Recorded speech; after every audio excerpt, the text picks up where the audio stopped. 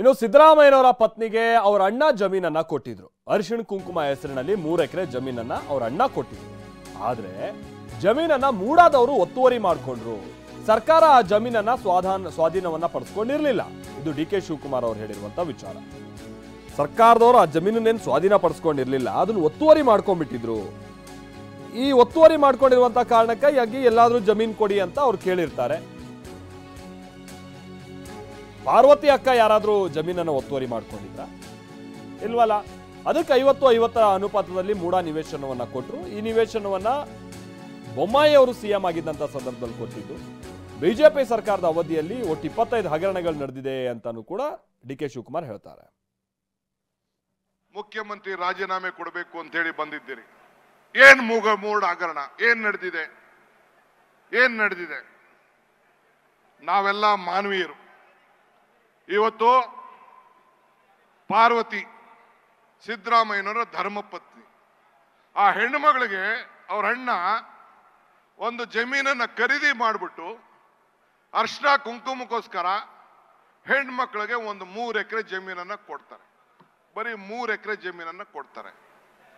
ಮೂಡಾರವರು ಅಕ್ರಮವಾಗಿ ಆ ಜಮೀನನ್ನ ಒತ್ತಾಯಿಸ್ಕೊಳ್ತಾರೆ. ನೀವು ನಿಮ್ಮ ಮನೆ ಹೆಣ್ಮಕ್ಳಿಗೆ, ನಿಮ್ಮ ತಂಗಿದಿರ್ಗೆ, ನಿಮ್ಮ ಅಕ್ಕದಿರ್ಗೆ ಏನೋ ದುಡ್ಡು, ಚಿನ್ನನೋ, ಕಾಸೋ, ಜಮೀನೋ ಕೊಡ್ತೀರಿ. ತನ್ನ ಕುಟುಂಬವನ್ನ ರಕ್ಷಣೆ ಮಾಡ್ಕೊಳ್ಳಿಕ್ಕೆ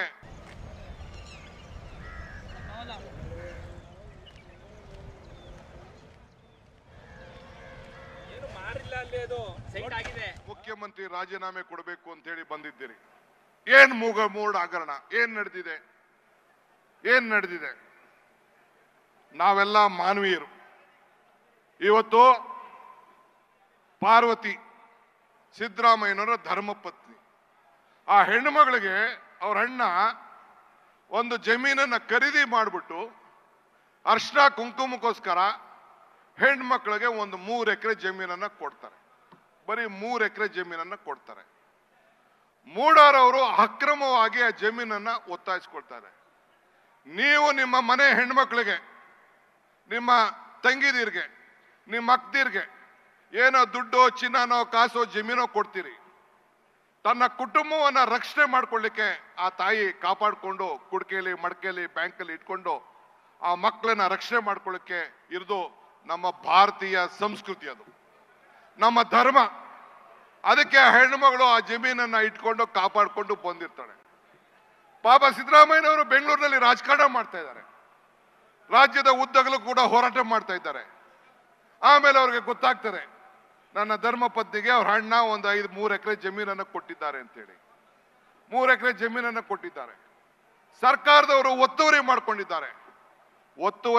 ಅಕ್ವಿಷನ್ ಮಾಡ್ಕೊಂಡಿಲ್ಲ. ಸರ್ಕಾರದವರು ಅಕ್ವಿಷನ್ ಮಾಡ್ಕೊಂಡಿಲ್ಲ. ಡಿನೋಟಿಫಿಕೇಶನ್ ಆಗಿದ್ದಂತ ಜಮೀನನ್ನ ಸರ್ಕಾರದವರು ಈತ ಖರೀದಿ ಮಾಡಿಕೊಂಡು ಆ ಅಕ್ಕಂಗೋ ತಂಗಿಗೋ ಜಮೀನನ್ನ ಕೊಟ್ಟಿದ್ದಾರೆ.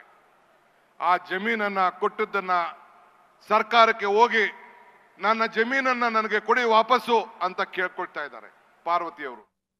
ನಾನು ಮಂತ್ರಿ ಆಗ್ಲಿ, ಮುಖ್ಯಮಂತ್ರಿ ಆಗ್ಲಿ, ಪ್ರಮಾಣ ವಚನ ಸ್ವೀಕಾರ ಮಾಡತಕ್ಕಂಥ ಸಮಾರಂಭಕ್ಕೂ ಬಂದಿಲ್ಲ. ಬಹುಶಃ ಇಲ್ಲಿ ಕೂತಿರ್ತಕ್ಕಂಥ ಅನೇಕ ಜನರು ನನ್ನ ಹೆಂಡತಿ ಮುಖನೂ ಕೂಡ ನೋಡಿಲ್ಲ.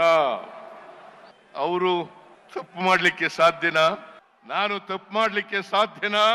ಈ ರಾಜ್ಯದ ಜನರಿಗೆ ದ್ರೋಹ ಮಾಡ್ಲಿಕ್ಕೆ ಸಾಧ್ಯನಾ? ಯಾವತ್ತೂ ಕೂಡ ದ್ರೋಹ ಮಾಡಲ್ಲ. ನಾನು ಮಂತ್ರಿ ಆಗ್ಲಿ